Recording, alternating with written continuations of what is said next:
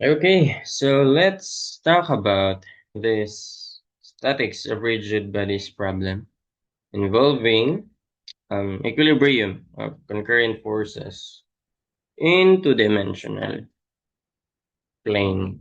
Okay, so we're asked to determine the angles alpha and theta so that the forces shown will be in equilibrium. So given forces, yun yung ang usual kasi na given per problem is hinahanap yung forces or one of the forces given yung angles. Or isang angle lang given. Eto, isa lang yung binigay na angle. Actually, eto, angle 0 yung ano, di ba? 40 newtons.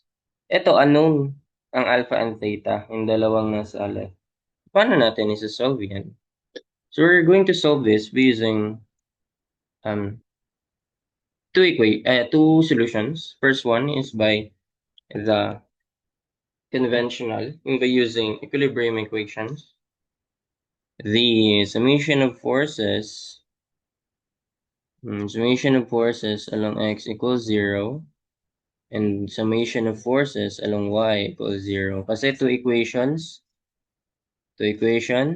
then dalawa rin yung unknown. So this is alpha and theta.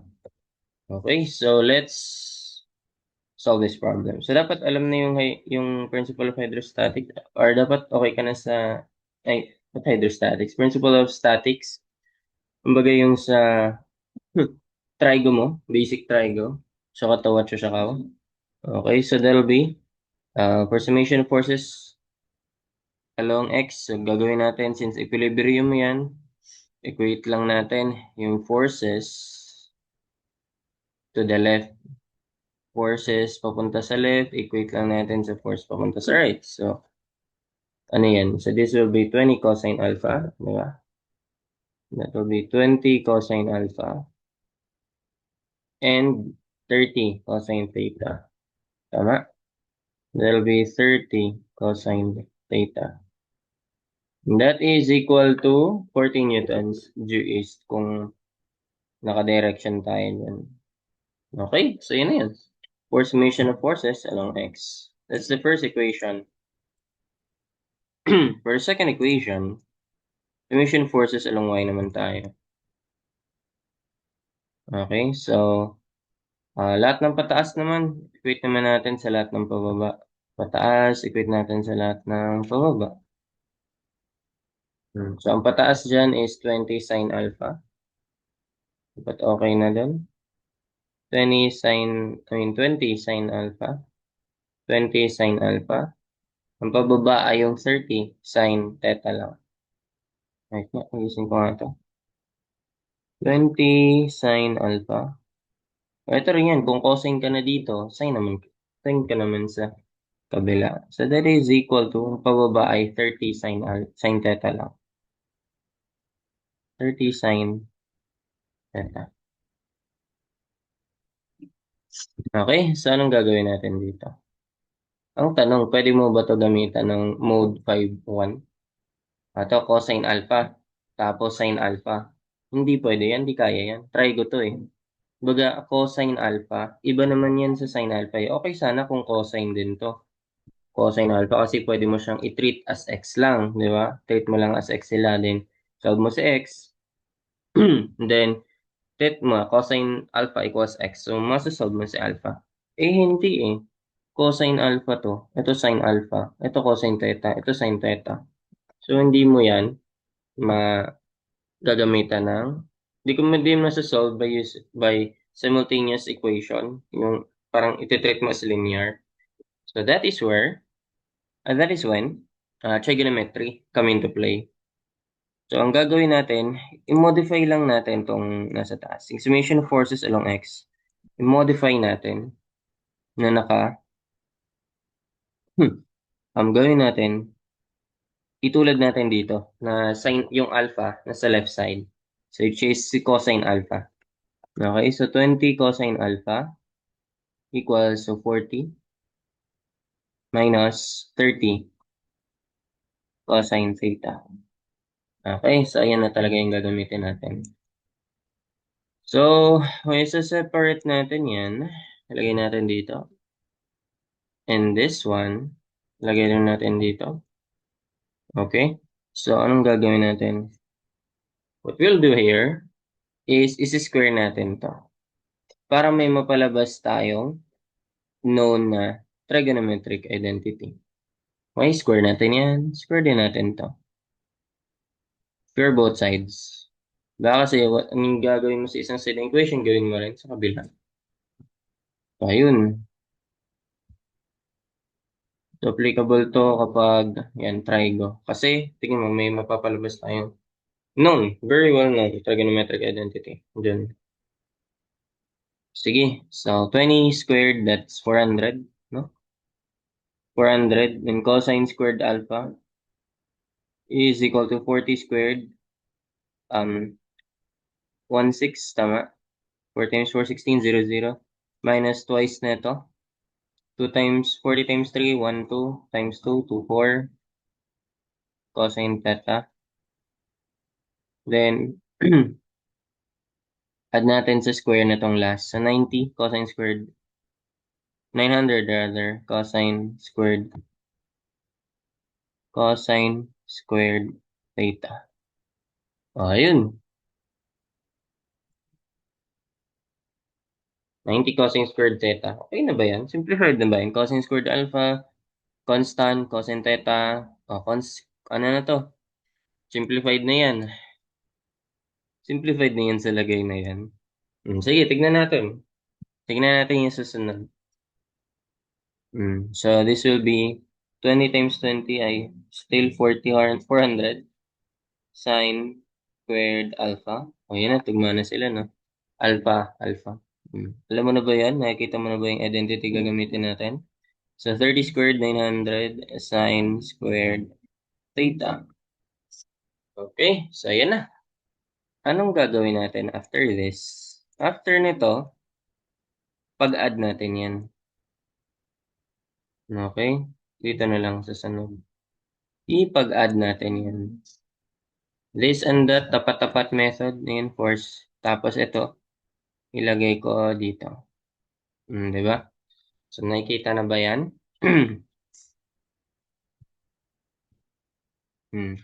Add natin. Pantay ba? Okay na nga yan. So, ito, 400 common naman sa kanila. Pwede ko na siyang i-factor out na lang. 400, then cosine squared alpha plus sine squared alpha. Alright? And that is equal to, yan, ito na yan. And that is equal to, as is lang to, 1/6. Wala namang masisimplify, yun lang yung constant. As is lang din tong 2,400 cosine theta. And that is, factor out ulit si 900 naman. Then cosine squared theta naman, hindi naman siya alpha. Cosine squared theta plus sine squared theta. Ayun, so ito, anong identity yan? Ito yung gagamitin natin dyan. Alam mo na ba to? Yung Pythagorean identity. So one of the three Pythagorean identities ang gagamitin natin. So ito sine squared x plus cosine squared x, that is just 1. So dapat, ano mo na yun, if you're familiar with the magic hexagon, so yun, attach ko na lang, na-discuss ko rin yan. Okay, if di ka pa familiar, noorin mo rin muna yun. Nagsagot ako dun ng simplifying or parang simplifying trigonometric identities. Nagagamitan ng, yan, mga well-known trigonometric identities. I mean, simplifying trigonometric expression by using trigonometric identities. Okay? So, yun, sine squared x plus cosine squared x. O, pwede naman yung pagpalitin. Cosine squared x plus sine squared x. Di ba? Kasi addition is a property of commutativity. Di ba? Pwede mong mapagpalitin lang yung order nila. And associative naman kapag yung group. Pwede mong i-group sila. Iba-iba rin. Ayun. So, sine squared x plus cosine squared x. That is just 1. Red. So, that'll be, yan. That is just 1. Anong nangyari? 1 lang yan, oh. So, that'll be 400. Ayun na. So, transpose ko nga tong 24 dito. Para ano siya? 2,400 cosine theta. Okay, so ang gagawin ko is 1 na lang naman to. Ngayon ako nga. Lagyan ko na lang. Kaya mental. Ay, ito ba yun? Sulat ko na ba? Mali yan. So, 1,600 plus 900. Then minus mo yung 400 kasi 1 na lang naman yung ano nun eh. And that's 2,1. Tama ba? 1,600 plus 9. Then minus 400. 2,100. Oh. Ang nangyayari dyan, ay, sayang, di ko mababa yung 2,400.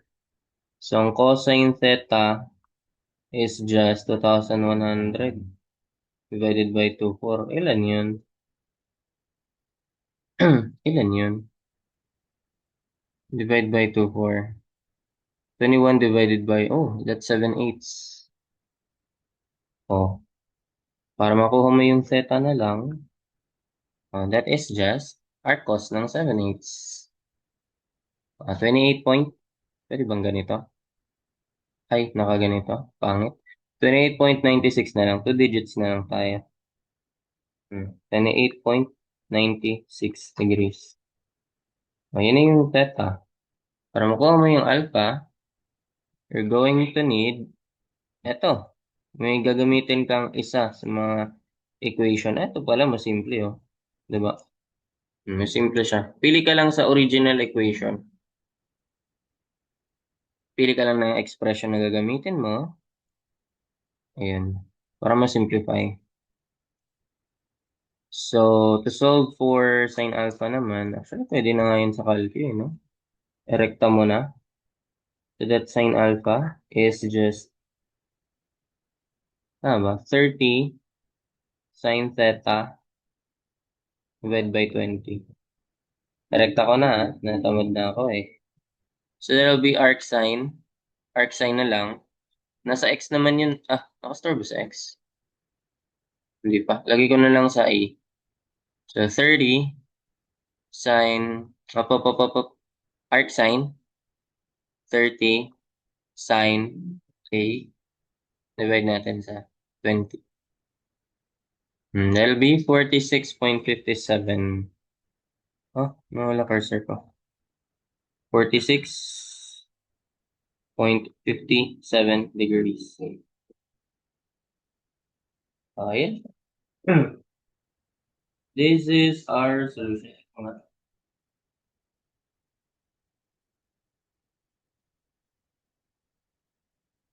And yeah, that's it. 46.57.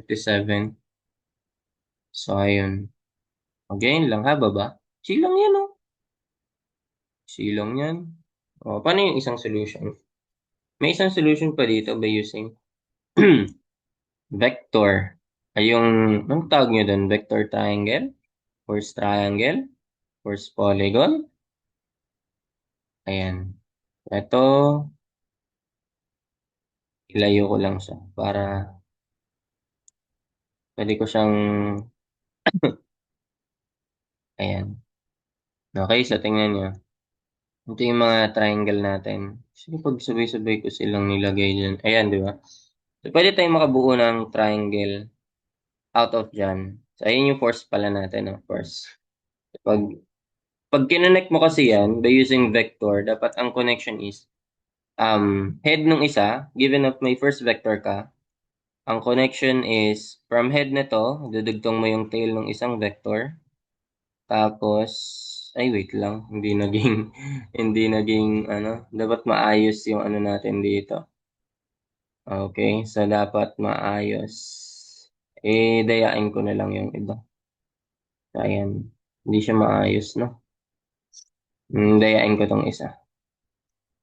Kasi kapag ganyan lang din ginamit mo, ayan na. Ay, lumiit. One more. Pwede na ba yan? Habaan ko pa yung isa. Ito na yung gitna, dayain ko. Okay? So, ayan. Basta kapag i-connect mo yan, Wala talaga yung pagkaano niya. One more time, eh. Hmm, yun, pwede na yun. Kaso tayo bingi.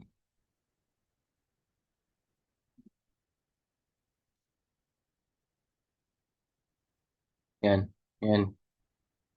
Hmm. Kaso nga lang, sumabay pa to. Ayan, pwede na ba yan? Ito yung mahaba, tapos ito yan. Ulitin ko na lang, ha. So ito yung unahin natin. Kahit alin unahin mo dyan, basta pag connectin mo yan, maka-form ka ng triangle. So ito, head na to, connect mo yung tail ng isang vector. Then from head ng isang vector, connect mo yung tail ng isa. So ayun, nakabuo ka ng fourth triangle. So paano yung magiging angle niyan? So ito na yun. Di ba itong alpha, ito yan, ito yung force nun. So with respect to x-axis yan. So ito yung alpha. Hmm. Tapos ito naman, with respect to x-axis din ng theta niya. So ito yung angle na ay yung force na 30. So if kukunin natin yan, gawa ko ng straight line dito. So there'll be, ito naman yung theta niya. Di ba? Ito yung force, ito yan. Ito yung theta. Ito yung theta niyan. Ito rin yung theta nito. So, syempre, since parallel tong lines na to, may straight line ka na nagka-cut doon. So, equal na rin. Ito na rin yung theta natin dyan. Di ba? Hmm. So, paano na gagawin natin dito? So, two equations, kailangan natin ng dalawa pang. Okay, tanggalin ko na lang to. Alam naman na yan. Nag-get ko na na. So, kailangan na lang natin na dalawang dalawang equation din dyan. Two unknowns, two equations. So, 30 newtons. Ito naman yung 20 newtons. Then ito yung 40 newtons. Anong gagamitin natin dyan? Dalawang equations, dapat dalawa ring unknowns. So, magsasign law ka. Pero ito, alam naman natin na ano yan, di ba? Alam naman natin na supplementary yan. 180 minus, sum na ito. Alpha plus theta. Or theta plus alpha. Ito bahala. Then from sine law, sine ng angle, sine ng theta, over opposite niyan, ganun. Equal to sine ng isang angle, sine alpha, is equal to opposite nun, 30, is equal to sine ng isang angle na 180, minus, um, gawin ko na minus alpha minus theta, para di na ako mag-parenthesis pa. Isang parenthesis lang, para sa ngayon, dinistribute ko lang yun eh. Over 40. So, ayun, two at a time lang to. Two at a time isa-solve natin. Paano nga ba natin gagawin? E di yung theta dito, ayan. Okay? Kumbaga yung sin theta dito, may express lang natin. Kumbaga yung theta, ayan. Pwede natin gawin pala. Express natin as single variable na lang, no? Pwede naman yun.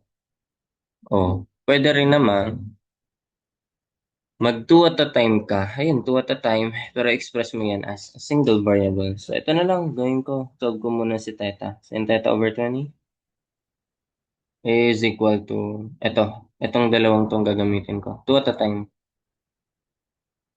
sin alpha over 30.